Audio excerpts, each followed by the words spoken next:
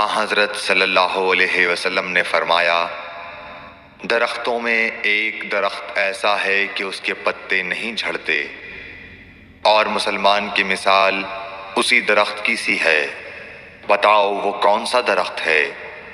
یہ سن کر لوگوں کا خیال جنگل کی طرف دوڑا۔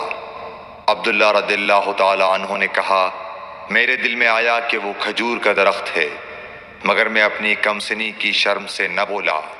آخر صحابہ نے حضرت صلی اللہ علیہ وسلم سے پوچھا کہ وہ کون سا درخت ہے؟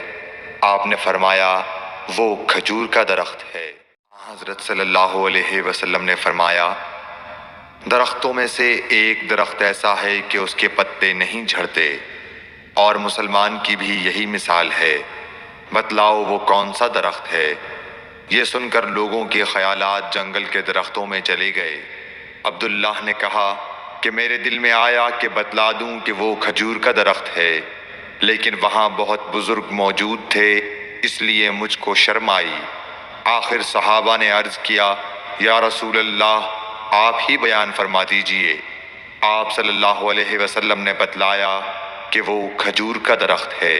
حضرت صلی اللہ علیہ وآلہ وسلم ایک بار مسجد میں بیٹھے ہوئے تھے، اتنے میں ایک شخص اونٹ پر سوار ہو کر آیا اور اونٹ کو مسجد میں بٹھا کر باندھ دیا۔ پھر پوچھنے لگا، بھائیو تم لوگوں میں محمد کون سے ہیں؟ حضرت صلی اللہ علیہ وسلم اس وقت لوگوں میں تکیہ لگائے بیٹھے ہوئے تھے۔ ہم نے کہا، حضرت محمد صلی اللہ علیہ وسلم یہ سفید رنگ والے بزرگ ہیں جو تکیہ لگائے ہوئے تشریف فرما ہیں۔ تب وہ آپ سے مخاطب ہوا کہ اے عبد المطلب کے فرزند، آپ صلی اللہ علیہ وسلم نے فرمایا، کہو میں آپ کی بات سن رہا ہوں۔ وہ بولا، میں آپ سے کچھ دینی باتیں دریافت کرنا چاہتا ہوں، اور ذرا سختی سے بھی پوچھوں گا، تو آپ اپنے دل میں برا نہ مانیے گا۔ آپ صلی اللہ علیہ وسلم نے فرمایا، نہیں، جو تمہارا دل چاہے پوچھو۔ تب اس نے کہا کہ میں آپ کے رب اور اگلے لوگوں کے رب تبارک و تعالیٰ کی قسم دے کر پوچھتا ہوں، کیا آپ کو اللہ نے دنیا کے سب لوگوں کی طرف رسول بنا کر بھیجا ہے؟ آپ صلی اللہ علیہ وسلم نے فرمایا، ہاں یا میرے اللہ۔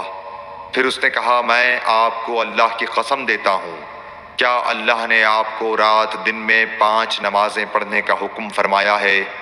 آپ صلی اللہ علیہ وسلم نے فرمایا، ہاں یا میرے اللہ۔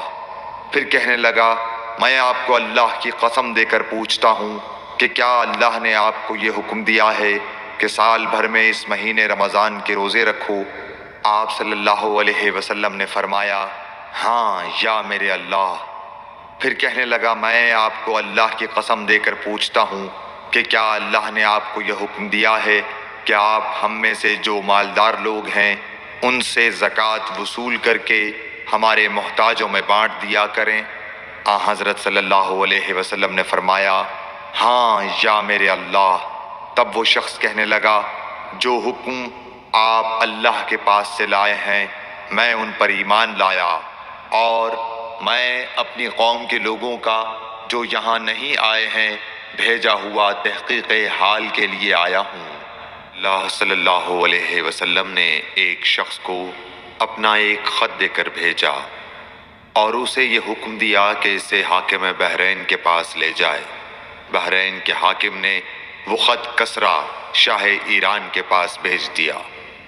جس وقت اس نے وہ خط پڑھا تو چاک کر ڈالا۔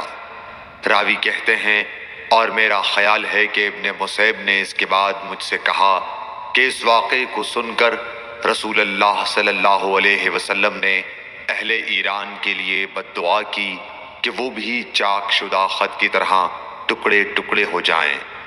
اللہ نے بہت جلد اپنے سچے رسول صلی اللہ علیہ وسلم کی دعا کا اثر ظاہر کر دیا۔ اللہ صلی اللہ علیہ وسلم نے کسی بادشاہ کے نام دعوت اسلام دینے کے لیے ایک خط لکھا یا لکھنے کا ارادہ کیا تو آپ صلی اللہ علیہ وسلم سے کہا گیا کہ وہ بغیر مہر کے خط نہیں پڑھتے، یعنی بے مہر کے خط کو مستند نہیں سمجھتے۔ تب آپ صلی اللہ علیہ وسلم نے چاندی کی انگوٹھی بنوائی جس میں محمد الرسول اللہ کندہ تھا۔